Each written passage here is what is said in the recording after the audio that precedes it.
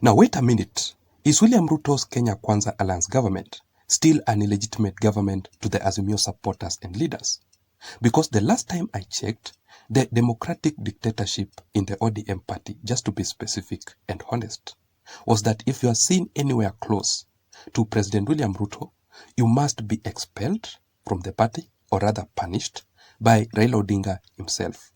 For example, the ODM party rebels. In fact, the main reason as to why they are being called the ODM rebels is because they are working with William Ruto. Not politically, because they are still in the ODM party. They have not shifted to the UDA party legally, or rather the Kenya Kwanza Alliance, but on matters to do with development in their regions they were elected. So I want you to have a look at this particular photo here, and I want you to observe it very keenly. Who exactly do you see? In fact, the first time I came across this photo, I was literally shocked. Is this photo real? When exactly was it captured? Let me read for you just the brief details of this photo. It says that President William Ruto with the governors James Orengo, in brackets Siaya, and Governor Stephen Sang, in brackets of Nandi, with Procop Inatech Private Limited officials in India. So basically, this photo here was captured recently during William Ruto's trip to India. He was accompanied by James Orengo. This image is actually real because it was captured by the PCS. So let us wait and see the outcome after this particular event, if Raila Odinga will actually go ahead to expel Orengo from the ODM party. But basically, I must comment on James Orengo. This is exactly what we need as a country. Politics should never be taken personally.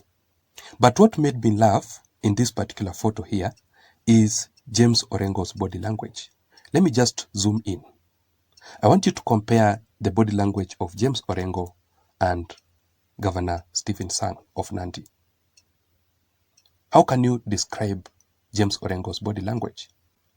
You can clearly tell that Governor Stephen Sang is so flexible, he has just relaxed. But James Orengo, he seems not to be really flexible, he is not comfortable exactly, and he looks afraid to be close to President William Ruto, right? And of course, if you are a Luo leader, I just want to be honest here, if you are a Luo political leader, and of course, if you are a Luo leader, I just want to be honest here, if you are a Luo political leader and you are seen anywhere close to President William Ruto, you must, and underline the word must, explain yourself, what exactly you are doing and why, or else you will be axed from the ODM party. So let us see what James Orengo said about this particular event. I managed to capture this statement from the Daily Nation media article, whereby Orengo says that I had a delegation from the Lake Region Economic Bloc, including Governor Stephen Sang of Nandi and Dr. Hilary Barchok of Bomet, to appraise President William Ruto. Underline the word President William Ruto. James Orengo has just made history by admitting that William Ruto is actually the President of the Republic of Kenya.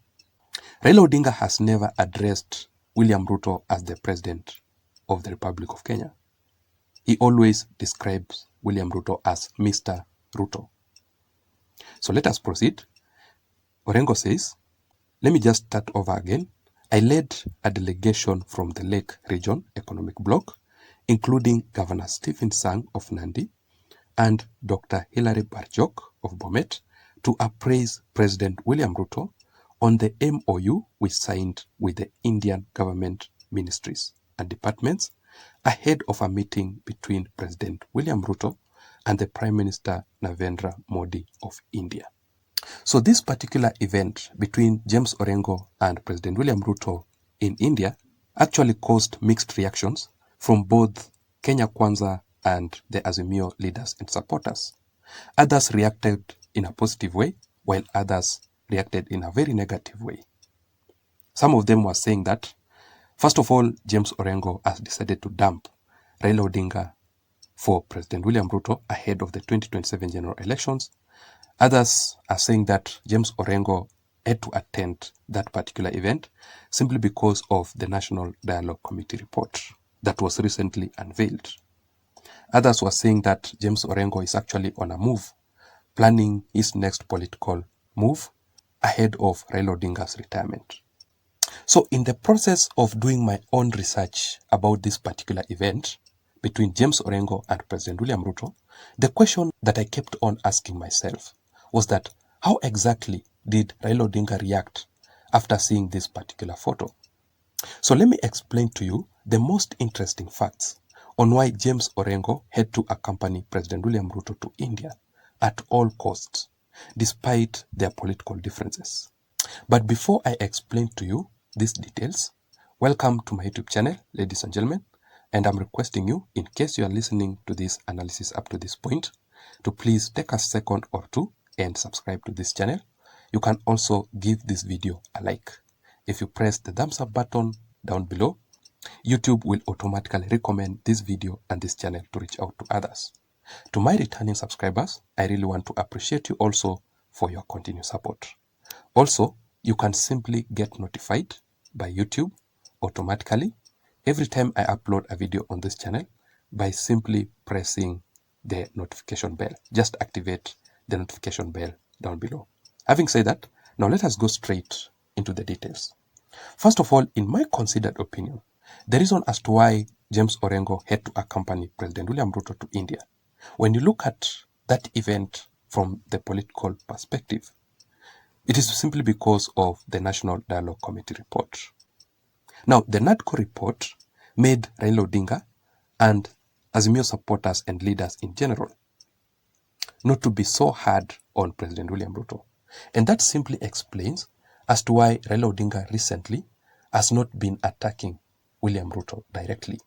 Instead, if you have been following Raila Odinga's recent politics very keenly, you realize that instead of Raila Odinga attacking William Ruto on the mistakes being done by the government, Raila Odinga attacks the specific people in charge of the department in the government. Like, for example, the CSS, the Deputy President Rigathi Gachagua, and others. But Raila Odinga has not been attacking William Ruto directly. But only time will tell. So let us wait and see how things will turn out to be. Secondly, when William Ruto was in Nyanza recently during his 5-day tour to the Luo Nyanza region, Governor James Orengo was actually among the very first political leaders from the Luo Nyanza region to receive William Ruto. And they shared some very light moments together. So basically, despite William Ruto and Governor James Orengo's political differences, James Orengo is always on the side of President William Ruto as a friend. And thirdly, which is very, very important, according to me, on why James Orengo was in India with William Ruto, it is because of the Lake Region Economic Bloc. It comprises of a total of 14 counties, and this event was actually so important to the Lake Region Economic Bloc simply because, first of all, it provides the solar energy to the 14 counties. It also extends the SGR from Naivasha to Malaba. So you can clearly tell that it's actually a good thing. That is it, ladies and gentlemen. What can you say about James Orengo being in India with President William Ruto, Governor Stephen Sang, and Hilary Barchok, the governor?